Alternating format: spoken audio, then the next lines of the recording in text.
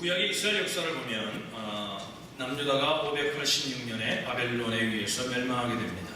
그래서 바벨론은 어떤 정책을 썼냐면 역사를 보면 그 나라를 점령하게 되면 그 나라의 민족을 들어다가 다른 곳으로 옮기는 정책을 썼습니다. 아주 잔인한 민족이죠. 그래서 바벨론이 남유다를 정복하게 되지만 남유다의 많은 이스라엘 백성들이 이제 바벨론으로 포로로 잡혀가게 됩니다. 그런데 이후에 얼마가 지나지 않아 한 50년을 지나고 난 후에 페르시아가 바벨론을 무너뜨리게 됩니다. 성경에 나오는 고레스 왕 때입니다.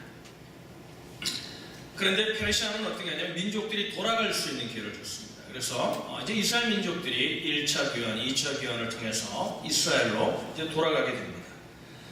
그런데 에서는 어떤 인물이냐면 이스라엘 민족 가운데 돌아갈 수 있음에도 불구하고 페르시아에 남아서 삶을 살았던 그런 이방인의 민족, 우리같이 이민 사는 그런 민족의 대표적인 인물로 에스더라는 인물이 기록되어 있습니다.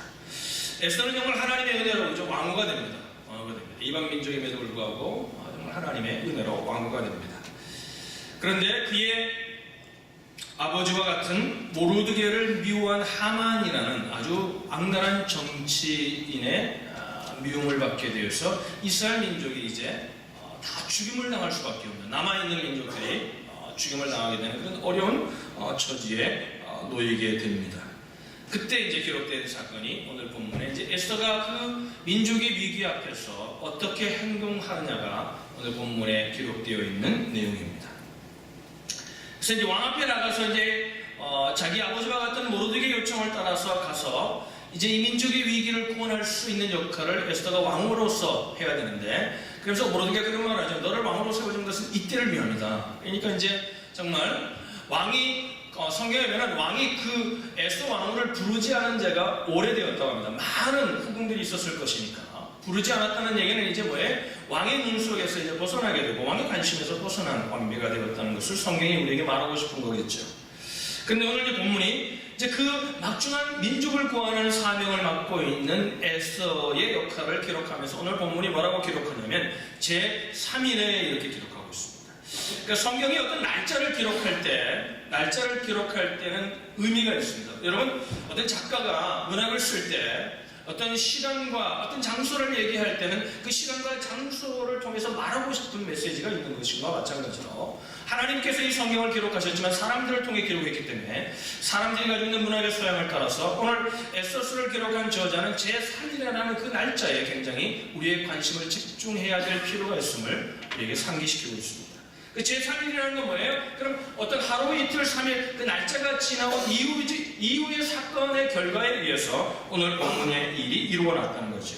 우리가 읽지는 않았지만 4장 16절에 보면은 그 3일 동안 그 3일 제3일이 되기 전까지 무엇을 했냐면 16절에 보면 이렇게 말씀하고 있어요. 자, 우리 4장 성경이 있는 분들은 성경을 펴셔서 보시면 좋겠어요. 제가 읽겠습니다. 당신은 가서 수산에 있는 유다인을 다 모으고 나를 위하여 금식하되 밤낮 3일을 먹지도 말고 마시지도 마소서. 나도 나의 시내와 더불어 이렇게 금식한 후에 규례를 어기고 왕에게 나아가리니 죽으면 죽으리이다 하니라.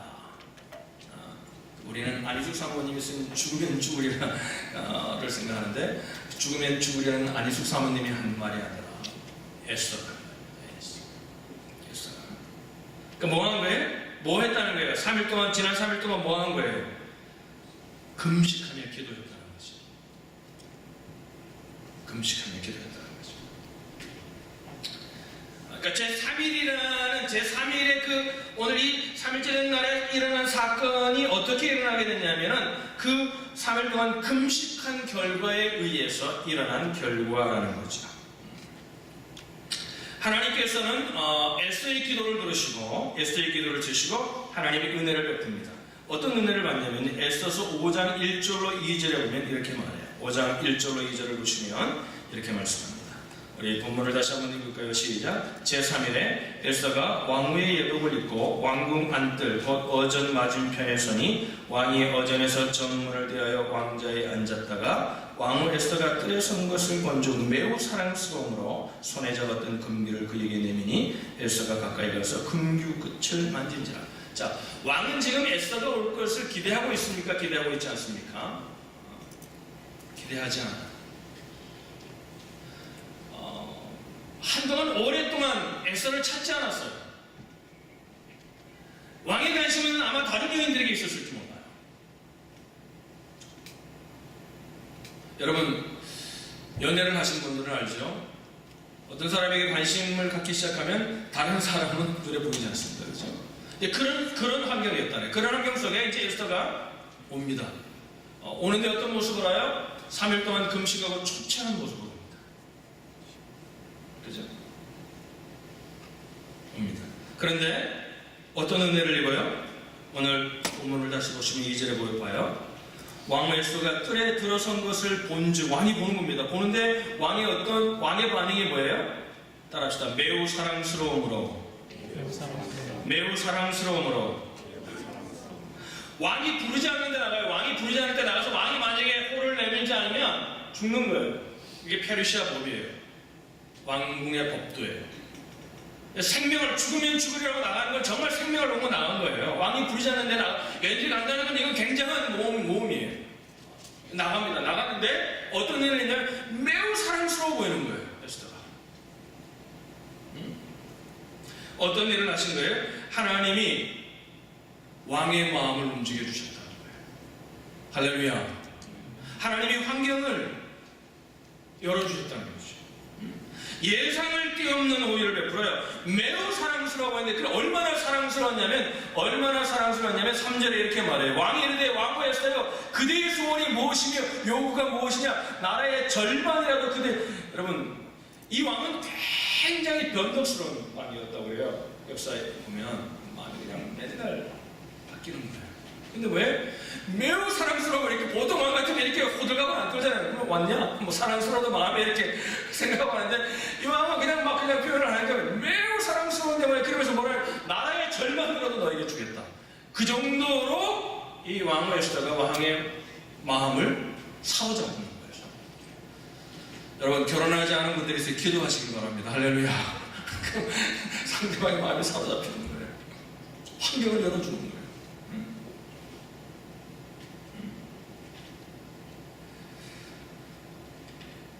매우 사랑스러움으로. 따라합시다. 매우 사랑스러움으로.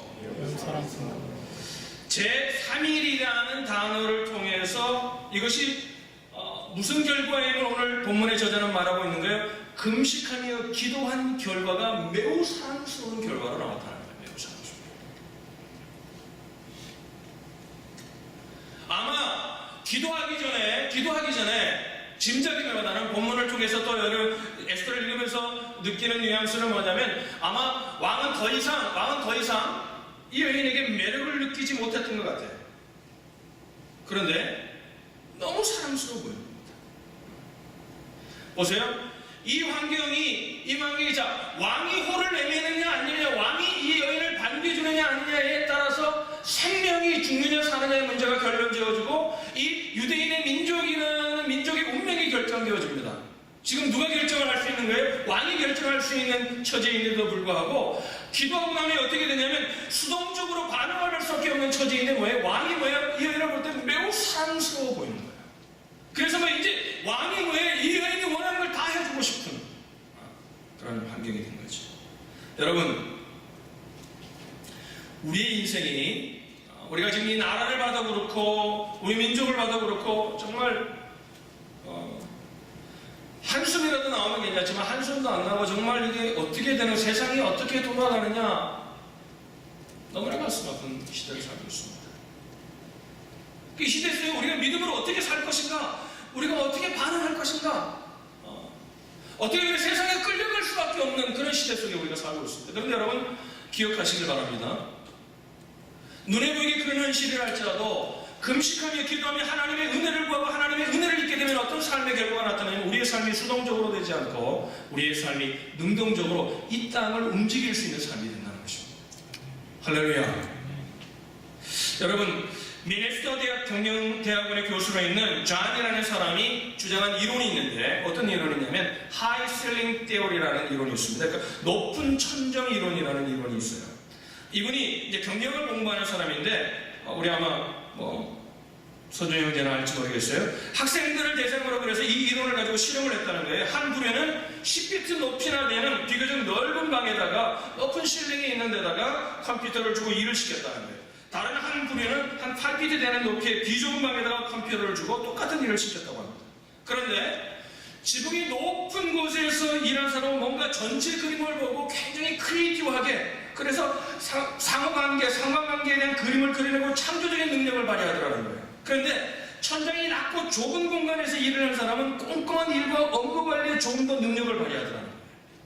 그래가지고 이분은 회사들을 컨설팅하면서 뭐라고 이 이론을 적용해가지고, 그러니까 정확한 이유는 그분도 알 수 없다는 거예요. 그러나 지붕이 높고 뭔가 넓은 방에서 하는 사람들은 뭔가 전체를 볼 수 있는 눈이 생기고, 좁은 곳에 있는 사람은 거기에 집중해서 어떤 실수, 그 아주 세밀한 일을 할 때 실수를 줄일 수 있는 일들이 결과가 나타나더라는 거예요.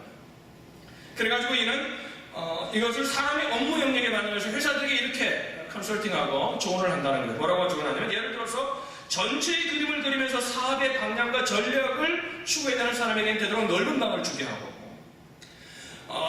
실수를 하지 않고 세밀한 작업을 하는 사람들에게는 좁은 공간에 가서 혼자의 시간을 가질 수 있도록, 혼자만의 공간을 가질 수 있도록 했다는 거예요. 그런데 놀라운 예언들은 뭐냐면, 그렇게 할 때 굉장한 능률들이 일어나기 시작했다. 저는 이분의 이론을 들으면서 이런 생각을 했어요. 우리가 사는 세상 속에 한정되어 있다 보니까, 지붕이 한정되어 있고 어떤 살아가는 세상이라는 지붕 속에서 우리가 한정된 삶을 살다 보니까 우리가 세상에만 시선을 두고, 나라의 현실을 봐도 지금 세상에 눈에 보이는 그 매스미디어가 말하는 것만 보여요. 근데 여러분, 하나님의 시각으로 보면, 우리가 기도하고 금식하고 이 땅을 바라보면 이 땅은 절망인 것 같지만 그 속에도 하나님의 은혜가 있다는 거예요. 할렐루야. 이게 기도하는 사람들에게 주어지는 은혜라는 것입니다.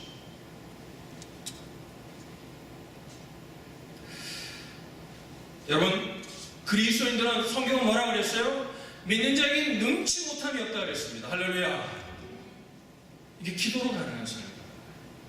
갇혀있는 삶이 아니라, 수동적인 삶이 아니라, 세상이 돌아가는 대로 그냥 돌아가는, 바퀴가 돌아가는 대로 일과 맞물려 돌아가는 삶이 아니라 그 바퀴를 돌릴 수 있는 인생이 되기를 원하느냐? 그렇다면 기도해야 한다. 기도해야 한다. 우리가 이 땅을 살면서 수동적인 삶이 아니라 능동적인 삶을 살기 위해서 기도가 너무나 중요한데요. 저는 이 기도를 통해 그런 삶이 이루어지는 것들을 너무나 많이 경험합니다. 여러분, 제 개인적인 경험을 얘기해도 여러분들이 알겠지만, 우리가 다 공감할 수 있는 경험들, 우리 교회가 경험한 경험들을 몇 가지만 좀 오늘 한 가지만 먼저 나누려고 해요. 우리가 이 교회를 시작할 때 우리가 12 코너 장로교회에서 예배를 드렸습니다. 아주 아름다운 교회입니다. 브라이튼 하이스쿨 옆에 있는 교회인데 파킹도 넓고 우리가 쓰기 아주 좋았습니다. 공간도 우리가 쓰기 예배드릴 때 딱 좋은 공간으로, 또 식당도 우리가 펠로시홀도 우리가, 그분들은 부엌을 안 쓰니까 부엌도 쓸 수 있었고, 그래서 교회가 이렇게 잘 자라갔습니다. 근데 이제 그들이 보기에 교회가 좀 시끄러운 거예요. 왜? 뭐 우리 애들도 뛰어다니고 우리는 어린 애들도 많고 그러니까 이제 아마 좀 리더들이 마음이 안 좋았던 것 같아요. 어느 날 홍보를 한 거예요. 교회를 비워달라는 거예요.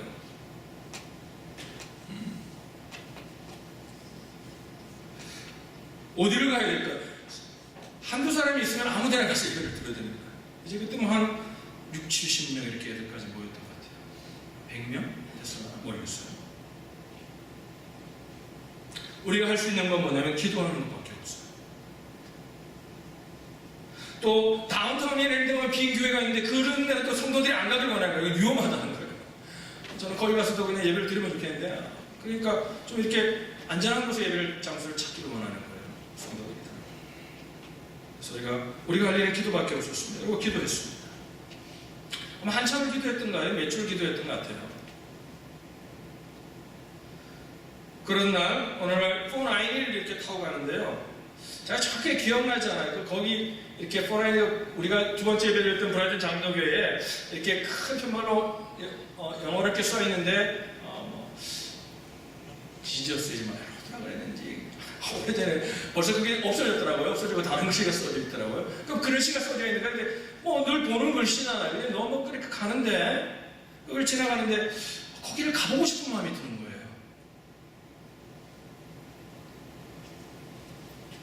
마음이 떠나질 않는 거예요. 그래서 그 교회 파킹랏에 차를 세우고 기도를 한 후에 벨을 눌렀어요. 앞에 누르니까 아무도 안 나와가지고 그래서 돌아가서 뒤로 가니까 뒤에 가니까 벨이 하나 있다. 뒤에 벨을 누르니까 이제 사람이 나오는 거예요. 미국 사람 3명이 또 나오는데 뭐 하이 인사하고 왜 왔냐? 그래서 뭐 에이시안이 왔는데 에이시안이 온 거잖아요. 그래서 백인 교회들 왜 왔냐? 그것도 평일이고 그래서 여차여차해서 우리가 예배드릴 장소가 필요한데 몇 개 명의 애들과 우리가 함께 예배드릴 수 있는 장소가 필요하다. 그러니까 자기들이 알았다고 나중에 연락을 하겠다고. 얼마 후에 연락이 왔어요. 그 교회에서 허락을 했다는 거예요. 와서 예배를 드리자는 거예요. 이제 컨트랙을 하자는 거죠. 얼마를 줄 건지. 그래가지고 주라고 나중에 들어가서 나중에 얘기를 들었는데 그 교회가 이제 노인들만 남아가지고 그 전에 아주 큰 교회였습니다. 여러분 우리가 기억하시면 굉장히 큰 교회 건물이 굉장히 한 7, 800명이 들어갈 수 있는 예배당에 큰 교회였는데 싸면 나가서 이제 노인들만 남아 있어가지고 그 교회가 이제 그날 왜 왔냐면 평일에는 그 시간에 사람이 없다는 거예요. 주일도 예배 드리는 시간만 사람이 딱 있다는 거예요. 그런데 그날 평일에 사람이 있었던 이유가 뭐냐면 그 교회가 이제 노예에서 장로교인데 노예에서 남아가지고 사람들이 나와서 이제 그 교회를 클로징하는 날짜를 정하려고 온 거예요.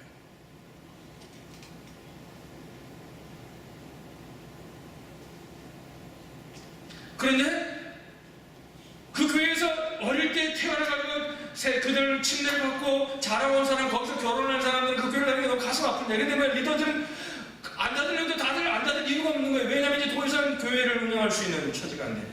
근데 우리가 오겠다 그러니까 뭐예요? 이 사람들에게 희망이 생겨요. 그래서 다시 교회가 모여서 이들과 예배 드리는 걸 같이 하고 함께 교회를 하기로 결정을 한 거예요. 무엇을 이루어졌습니까, 여러분?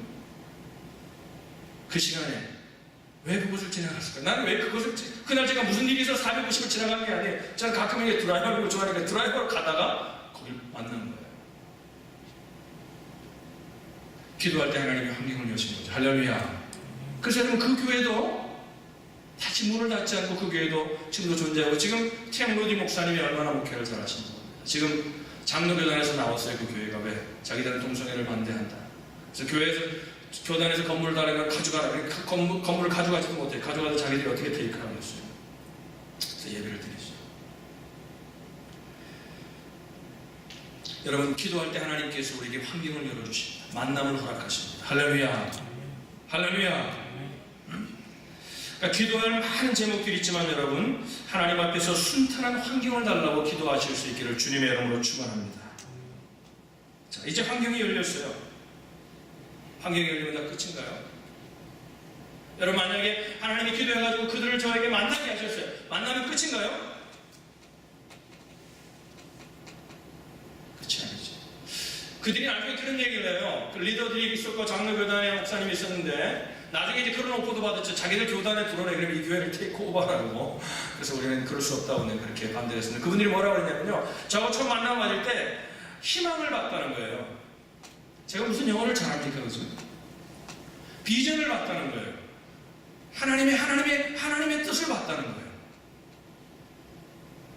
그날 저는 분명히 믿습니다. 우리가 기도했기에 저희의 입술을 하나님이 주장하셨다고 믿습니다. 할렐루야. 지혜를 주신 거죠. 그 못하는 영어로 그들과 커뮤니케이션 하면서 그들이 그 속에서 비전을 볼 수 있도록 하나님이 지혜를 주신 거죠.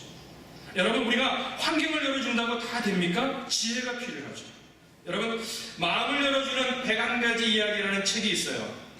이 책에 보면은 존 웨인 셜레터라는 사람이 자기 어머니의 이야기를 기록하고 있는데요. 이 사람이 어머니가 세상을 떠나기 8시간 전에 자기 병상에 누워 모여야 된 자녀들을 다 부릅니다. 이제 유언을 남기세요. 근데 그 유언이 아주 흥미로웠다는 거예요. 어머니가 이제 떠나는 마당에 자녀들이 어때요? 굉장히 침울합니다. 자녀들이 얼마나 슬프겠어요, 그죠? 얼마나 슬프겠어요. 그런데 고통 중에 잠시 의식을 차린 어머니가 입술을 열더니 이렇게 말했다는 거예요. 제가 책에 있는 내용을 읽어드릴게요. 내 사랑하는 자녀들아, 내가 죽은 후 내 무덤에는 어떤 꽃도 가져오지 마라. 왜냐하면 나는 무덤에 없을 거야. 나는 육체를 떠나면 곧장 유럽으로 날아갈 예정이거든. 네 아빠가 밤낮 유럽 데려간다고 해놓고 안 데려가고 그냥 지 혼자 갔잖아. 하늘나라 갔잖아. 나는 이제 유럽 갔을 거니까 무덤에 와봤자 소용없다. 그러니까 꽃 가져오지 마. 그러니까 죽음 앞에 침을 흘린 자녀들이 그 어머니의 유언을 듣는 순간 확 밝아지는 거예요. 웃고 막 행복해지는 거예요. 그리고 내일 아침 다시 만나. 그리고 눈을 감고 하늘나라로 갔다는 거죠. 여러분, 이런 어머니를 가르쳐 지식 있는 어머니라고 말하지 않아요. 지혜 있는 어머니죠. 우리가 삶을 살 때 필요한 게 뭐냐면요, 지혜가 필요합니다. 할렐루야. 타이밍이 왔고 환경이 왔는데요, 지혜가 없으면 그 아무리 환경을 열어주고 아무리 적절한 타이밍이 와도 지혜가 없으면 아무것도 되지 않는다. 하나님이 평탄케 해주시는 외적인 은혜를 우리가 입습니다. 기도함으로. 그래서 사람들의 마음이 우리를 좋아하게 되고 사람들이 우리를 사랑하게 되고 우리를 향해 마음이 열릴 수 있는 환경이 열어집니다. 그러나 아무리 중요한 환경이 열려지고 아무리 중요한 타이밍이 왔다 할지라도 지혜가 없으면 그 환경과 그 타이밍을 활용하지 못하면 아무런 일도 우리의 삶 속에 일어나지 않는다는 것입니다. 오늘 본문을 보면 기도원에 하나님께서 에스더에게 지혜를 주시는 모습이 나와요. 왕이 너무나 사랑스러워서 에스더를 보면서 이렇게 합니다. 야, 너 원하는 게 뭐니? 나라의 절반이라도 정말 줄게. 그럼 우리 같으면 어떻게 해? 보통 딱 그 말을 들으면 기운이 쫙 빠지면서, 그죠? 긴장해서 아마 저 하만이라는 놈을 죽여주세요. 아마 이렇게 얘기하겠죠. 우리 민족을 죽이려고 합니다. 근데 에스더는 그렇게 말하지 않아요. 자, 5장 4절을 보시면 이렇게 말해요. 5장 4절. 우리 히라를 좀 꺼주시면 5장 4절에 보시면 우리 같이 한번 읽겠습니다. 시작. 에스더가 이르되 오늘 내가 왕을 위하여 잔치를 베풀었사오니 왕이 좋게 여기시거든 하만과 함께 오소서 하니. 에스더가 이르되 오늘 내가 왕을 위하여 잔치를 베풀었사오니 왕이 좋게 여기시거든. 이런 얘기를 하는 거예요. 뭐냐면 지금 소원을 들어주겠다는 나라의 절반까지. 이거 얼마나 좋은 타이밍이에요. 그럼 뭐예요? 보통 사람 같으면 어떻게 해요? 자기의 문제를 얘기하겠죠. 그런데 에스더는 얘기하잖아요. 잔치를 베풀겠다. 와서. 그럼 왕이 오면 너무 감사하겠다는 거죠.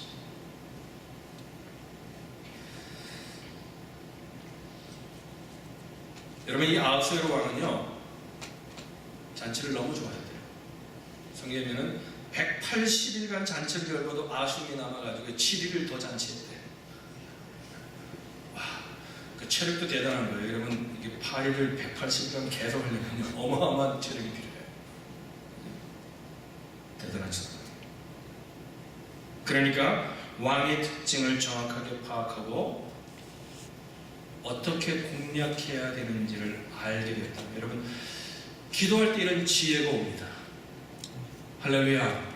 저는 분명히 믿어요. 오늘 본문의 저자가 우리에게 의도하고 있는 바에 이 결과가 나면 이런 지혜로운 행동을 하는 결과가 뭐라는 거예요? 3일 금식하고 기도할 때. 여러분, 금식하고 기도할 때 아마 그 상황을 생각하면서 구체적으로 그는 기도했을 거예요. 그럴 때 뭐예요? 하나님이 마음을 열어서 이런 결과가 올 때 어떻게 해야 될지를 아마 그녀는 미리 계획하고 있었다는 거죠. 생각하고 있었다는 거죠. 저도 만나서 교제했던 아주 인상에 남는 한 분이 있습니다. 한동대 초대 총장을 지냈던 우리 김영일 총장님. 정말 한동대가 한물을 남는 학교를 일으켜서 지금 한국의 명문대학이 되었잖아요. 명문대학 중에 하나가. 굉장한 분이죠. 이분에게 비리가 여러 가지 사건이 많은데 이번에 돈 때문에 감옥에 갇히기도 하고 그러다가 또 풀려나서 이제 그게 무죄가 되고 하고 여러 가지 많은 일들이 일어났죠. 여러분, 그죠? 근데 여러분, 이분이요, 김영일 총장님이 이런 얘기를 했어요. 간증을 들으면서 김영일으로 식사를 하면서 간증을 들을 때 뭐라고 했냐면 자기가 나사에 있는 루이스빌 연구소인가 무슨 연구소에 있을 때 이분은 그 재료공학을 연구한 공학부잖아요. 그죠? 그래서 이분이 연구를 하는데 어떨 때 이것만 풀리면 될 것 같은데 안 될 때가 있다는 거예요. 될 것 같은 생각도 안 된다는 거예요. 근데 이분은 그때 뭐 하냐면 기도한다는 거예요. 그래서 이분이 그 항공기 제트 엔진용 니켈 합금이라는 것을 이분이 만들었잖아요. 그래서 이분이 위대한 과학자들 사전에 올라가 있는 인물이죠.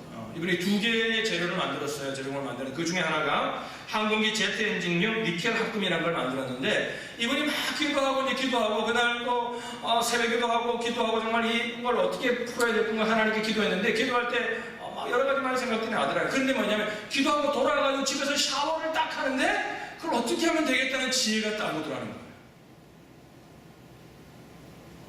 할렐루야. 아마 이 말을 들으면서 이런 생각을 해요. 어쩌다가 그런 생각이 든 거겠지. 근데 이분은 분명히 간증해요. 자기가 한두 번이 아니라 하나님이 지혜를 주실 때가 많다는 거예요. 여러분, 모든 지혜의 근본이 여호와를 경외하는 거라고 했습니다. 아멘. 할렐루야.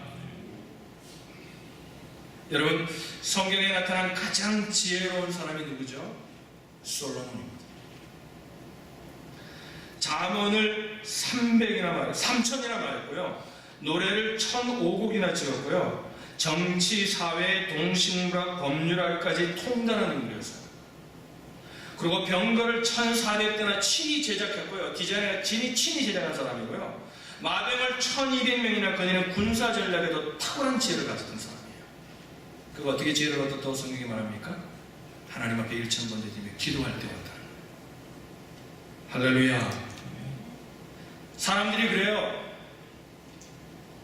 인류가 존재했을 때부터 지금까지 태어난 사람 가운데 가장 지혜로운 사람이라면 솔로몬을 얘기합니다. 그 지혜가 어떻게 하냐면 기도를 통해 줍니다. 여호와를 경외할 필요가 없다는 거죠.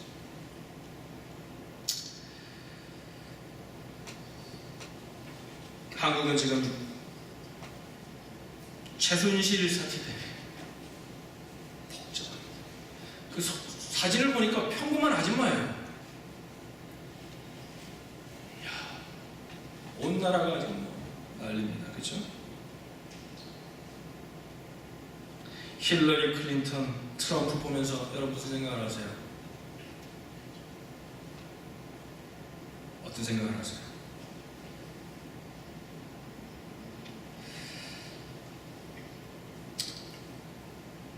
우리가 살아가는 삶의 환경이 만만치 않습니다.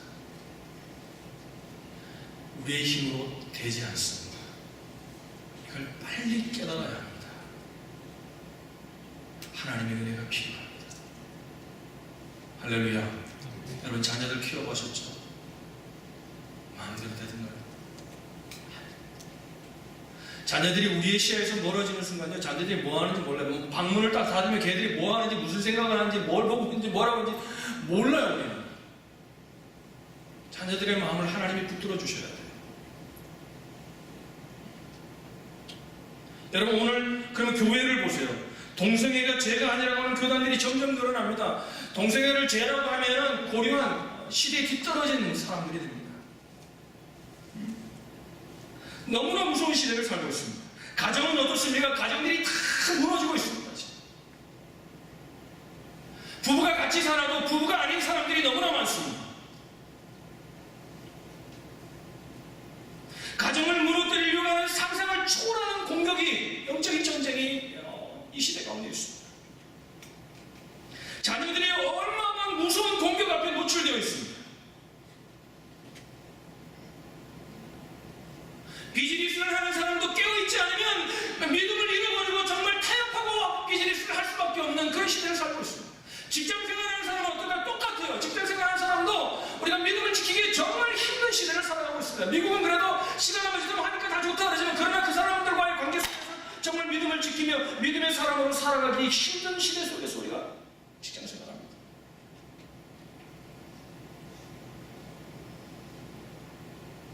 하늘의 지혜가 없이는 그 상황을 극복할 수가 없습니다. 타협해야만 될 것 같은 프레셔를 느끼면서입니다. 여러분, 기도하셔야 합니다. 할렐루야. 기도하십시오. 여러분, 오늘 에스더가 기도할 때 민족을 살릴 수 있는 일들이, 하나님이 왕의 마음을 열어주시고 에스더에게 지혜를 주셔서 그 일을 어떻게 처리할 건가를 하나님이 다 가르쳐 주십니다. 에스더가 한 걸까요? 아니라고 생각합니다. 하나님이 그에게 은혜를 입히신 겁니다. 오늘 여러분들에게 이 은혜가 있기를 주님의 이름으로 간절히 축원합니다. 여러분, 기도할 때 온다는 거예요. 여러분, 이런 어마어마한 은혜가 있는데 왜 기도하지 않으십니까? 이건 넌센스예요. 그죠? 이해 못할 행동이에요. 다 해보고 나면 안 되면 기도하는 게 아니라, 여러분, 어떤 일을 만나든지 하기 전에라도 여러분 기도하며 해보십시오. 하나님이 주는 놀라운 은혜를 누리게 될 겁니다.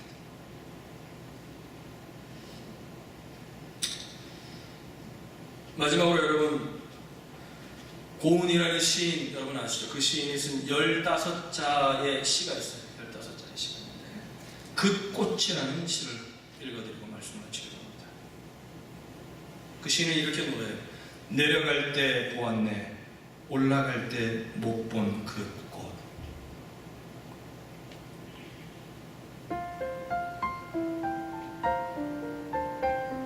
기도하기 전에 볼 수 없는 그 꽃을 기도 후에 볼 수 있습니다.